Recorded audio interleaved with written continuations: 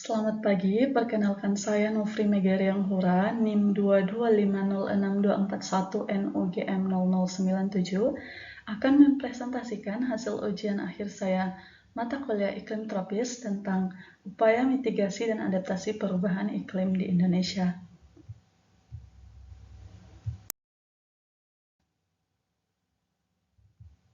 Nah, adapun yang akan menjadi pokok pembahasan, yang pertama adalah contoh-contoh upaya mitigasi dan adaptasi perubahan iklim di Indonesia.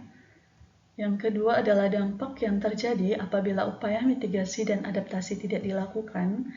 Dan yang terakhir adalah rekomendasi terkait dengan upaya mitigasi dan adaptasi yang telah dilakukan.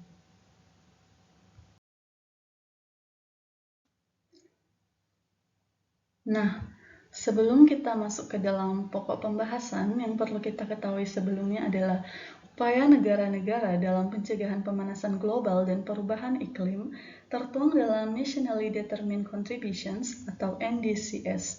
Nah, Indonesia mengirimkan NDC pertama ke Sekretariat UNFCCC di tahun 2016. Juli 2021, Indonesia melakukan pembaharuan atas NDC pertama dengan tujuan besar yang disampaikan dalam NDC pertama adalah bahwasannya Indonesia berkomitmen untuk menurunkan emisi karbon atau CO2 sebesar 29% atau skenario unconditional dan 41% atau skenario conditional di tahun 2030 dan relatif terhadap skenario business as usual atau BAU. Nah, skenario unconditional adalah Indonesia akan secara sukarela dan mandiri tanpa syarat apapun berkomitmen menurunkan 29% emisi karbon.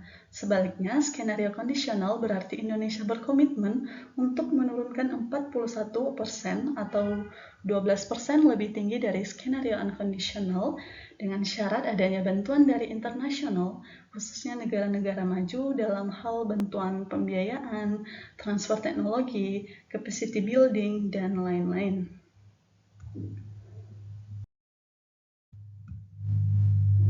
Nah, kita masuk pada pokok pembahasan pertama, yaitu contoh-contoh dari upaya mitigasi dan adaptasi perubahan iklim di Indonesia.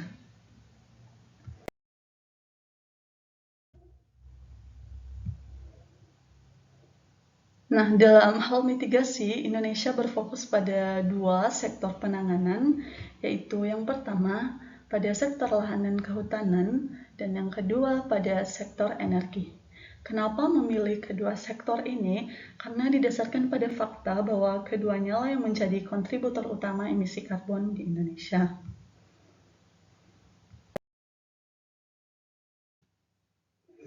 Nah, berikut adalah beberapa upaya mitigasi yang dilakukan dalam sektor lahan dan kehutanan. Yang pertama ada reducing emissions from deforestation and forest degradation atau REDD+, yang mencakup upaya seperti konservasi dan pengelolaan hutan lestari serta peningkatan karbon stok dari hutan dalam Kementerian Lingkungan Hidup dan Kehutanan 2017. Nah, salah satu parameter yang digunakan dalam mengukur keberhasilan implementasi REDD+ adalah Forest Reference Emission Level atau FREL. FREL merupakan nilai emisi karbon yang dijadikan benchmark dalam menilai seberapa besar emisi aktual yang dihasilkan dari LUCV atau Land Use Change Forestry. Nah, nilai FRL yang di Indonesia tetapkan adalah 0,568 GT/CO2 per tahunnya. Nah, upaya yang kedua yang dilakukan adalah restorasi lahan gambut seluas 2 juta hektar dan rehabilitasi lahan yang rusak seluas 12 juta hektar di tahun 2030.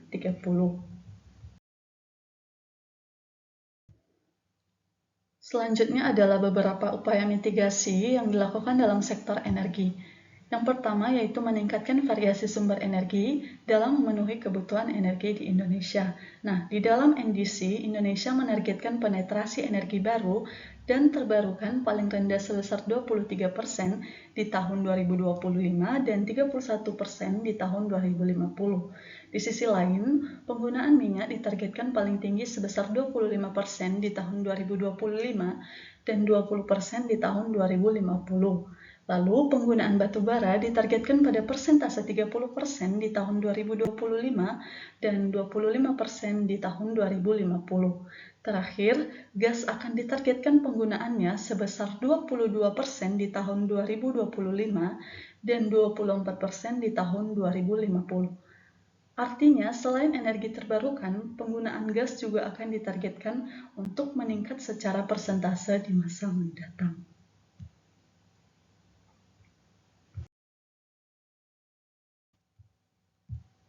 Nah, upaya yang kedua adalah penghilangan subsidi untuk bahan bakar fosil dan dialihfungsikan untuk pembangunan infrastruktur energi terbarukan. Yang ketiga, regulasi terkait biodiesel B2O dan B3O yang merupakan suatu cara untuk mengurangi ketergantungan atas minyak bumi melalui pencampuran biodiesel ke dalam bahan bakar solar. Yang keempat, Indonesia juga sedang mengembangkan green refineries untuk menghasilkan bahan bakar ramah lingkungan yang berasal dari sumber daya nabati. Dan yang terakhir adalah proses pengolahan sampah menjadi sumber energi. Dari mitigasi, kita akan beralih kepada upaya adaptasi. Nah, adapun upaya dari adaptasi yang dilakukan yaitu mengurangi risiko pembangunan pada seluruh sektor, baik itu pertanian, air, energi, dan lain-lain. Nah, selanjutnya meningkatkan atau mempertahankan ketahanan dan stabilitas saat risiko terjadi, serta mengurangi kerentanan terhadap perubahan iklim. Indonesia akan berfokus pada ketahanan ekonomi, ketahanan sosial dan manusia, dan ketahanan ekosistem dan landscape. Selanjutnya, mengembangkan dan meningkatkan kualitas sistem informasi yang berisikan pemetaan kerentanan daerah-daerah di Indonesia. Nah, pengembangan tersebut dilakukan pada sistem informasi yang telah ada dan dikenal dengan nama Sistem Informasi Data Indeks Kerentanan atau SIDIK. Nah, kita masuk pada topik pembahasan yang kedua, yaitu dampak yang terjadi apabila upaya mitigasi dan adaptasi tidak dilakukan. Nah, apa sih yang akan terjadi jika upaya ini tidak diterapkan atau tidak diimplementasikan?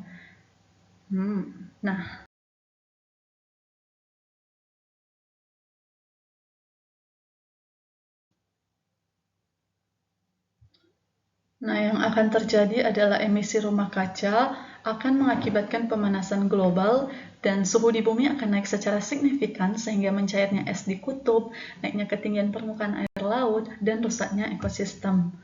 Nah, juga terjadi peningkatan permukaan air laut yang berdampak pada masyarakat pesisir dan daerah dataran rendah sehingga akan mengakibatkan erosi, banjir, serta hilangnya pulau-pulau kecil, menyebabkan perubahan rentang geografis serta pola migrasi spesies daratan dan laut, terjadinya penurunan produksi tanaman pangan secara global, permasalahan ekonomi dan sosial, tingkat kemiskinan semakin tinggi, serta gangguan kesehatan pada makhluk hidup, terkhususnya manusia.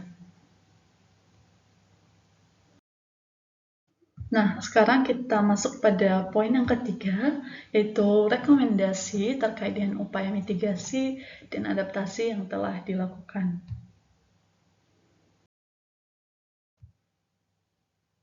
Nah, menurut saya, upaya mitigasi dan adaptasi yang telah dilakukan telah memberikan dampak yang cukup baik. Namun, di sebagian daerah, upaya mitigasi dan adaptasi masih diabaikan. Peran pemerintah sangat dibutuhkan dalam keadaan seperti ini. Kenapa? Dengan memberikan sosialisasi kepada masyarakat tentang upaya-upaya mitigasi dan adaptasi yang harus dilakukan, maka dampak dari perubahan iklim ini dapat diminimalisir sehingga perubahan iklim tidak akan mengakibatkan dampak yang buruk dan tidak merusak bumi kita.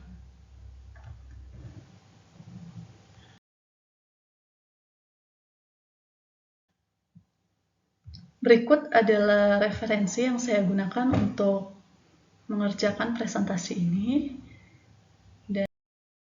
Dan demikian presentasi yang dapat saya sampaikan. Saya mohon maaf apabila ada salah dari materi yang telah saya paparkan.